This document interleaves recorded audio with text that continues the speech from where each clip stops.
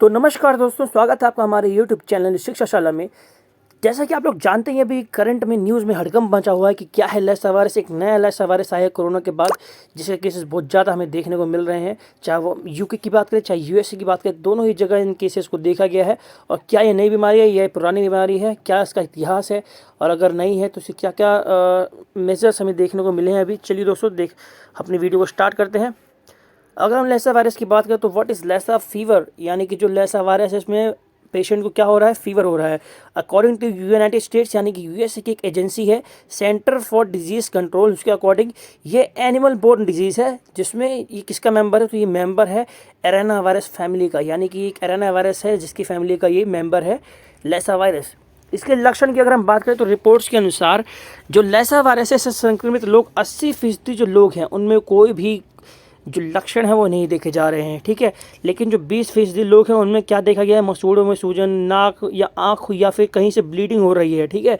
तो ब्लीडिंग हो सकती है, आपको सांस लेने में दिक्कत हो सकती है, खांसी, उल्टी और दस्त भी इसके लक्षण हैं। इसके अलावा निगलने में दिक्कत, यानी खाना खाने में दिक्कत आ सकती है, आपको चेहरे में सूजन आ सकती है, सीने में दर्द आ सकता है, पेट में दर्द हो सकता है। इसके कई लक्षण हैं इसके अलावा भी, ठीक है। 5 में से 1 मरीज में सीवियर केस हो सकता है, यानी कि सीरियस केस 5 में से 1 मरीज में देखा जा रहा है।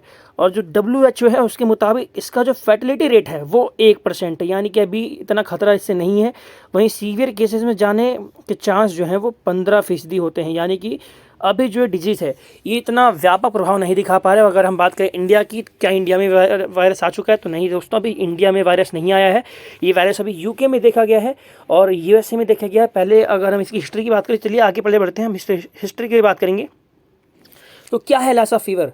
अगर WHO की बात करें तो WHO के मुताबिक लासा फीवर जो है वो अक्यूट हेमरेजिक बीमारी है। इस वायरस का नाम उत्तरी नाइजीरिया के एक टाउन पर रखा गया है, ठीक है। नाइजीरिया जो है उसके नाम पर रखा गया है, उसमें एक सिटी है जहाँ पर सबसे पहले इसका केस देखा गया था। सबसे पहले जो केस था वो अफ्रीका की नाइजीरिया जो है वहाँ पर डिटेक्ट किया गया था, ठीक है। यह 1969 में वही पहली बार मिला था, यानी कि ये नई बीमारी नहीं है, ये पहले भी आ चुकी है। 1969 से ये एग्जिस्ट कर रही है यहाँ पर, ठीक है। और 2009 के बाद इसके केस फिर से मिले हैं। यह वायरस चूहों से फैलता है। जी दोस्तों, ये एनिमल बॉर्न डिजीज़ है। तो कौन से एनिमल से फैलता है, तो ये चूहों से फैलता है। जो स्टडीज़ हैं उनमें ये भी बात सामने आई है कि मैस्टोस्मिस चूहे में अगर एक बार इस वायरस का इन्फेक्शन हो जाता है तो जीवन भर उसके पेशाब और मल यह वायरस फैलाता रहता है, ठीक है। यानी कि जो आजकल ये केस कहाँ देखने को मिल रही है, केस ज़्यादा ऐसे जगहों पर देखने को मिल रहे हैं जहाँ खाने के स्टोरेज है, यहाँ पे फूड जो स्टोरेज होते हैं वहाँ पर, ठीक, क्योंकि वहाँ पर ज़्यादातर हमें चूहे देखने को मिलते हैं। और जो चूहे हैं ये बीमारी किससे फैल रही है, चूहों से। तो एक और डिजीज़ ऐसा है, एक और वायरस ऐसा है जो चूहों से फैल रहा है। पहला जो कोरोना था वो चमगादड़ों से फैला, यानी कि एनिमल बोर्न डिजीज़ वो भी था, और ये भी एनिमल बोर्न डिजीज़ है, ठीक है। इसका असर आदमियों को देखा जा रहा है। अगर हम सिम्टम्स की बात करें कि इसके सिम्टम्स क्या है, तो फीवर, ठीक है, एमर्ज बिटवीन 1 and 3 वीक्स, यानी कि ऐसा फीवर जो 1 से 3 हफ्ते तक रह सकता है।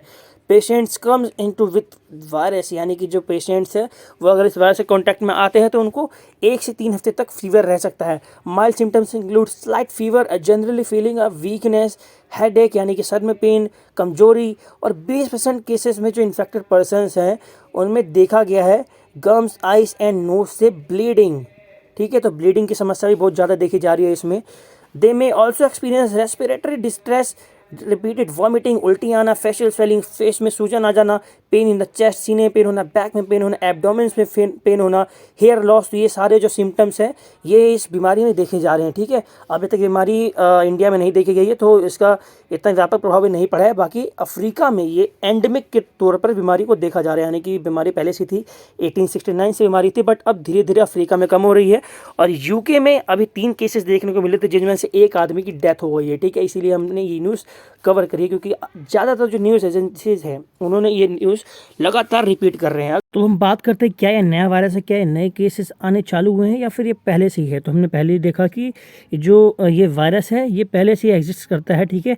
नाइजीरिया का जो एरिया है या फिर वेस्ट अफ्रीका का जो एरिया है वहाँ पर पहले से ही केसेस देखे गए हैं, जहाँ पर 1 लाख से भी ज़्यादा केसेस एक ईयर में, इन ईयर देखे गए थे। और 5000 डेथ्स, यानी कि एवरेज डेथ जो थी इससे 5000 देखी गई है। तो 1 लाख बंदों में 5000 डेथ्स कोई ज़्यादा वो खतरे वाली बात नहीं, क्योंकि अभी वहाँ पे एंडेमिक के तौर पे काम कर रहे हैं, ठीक है।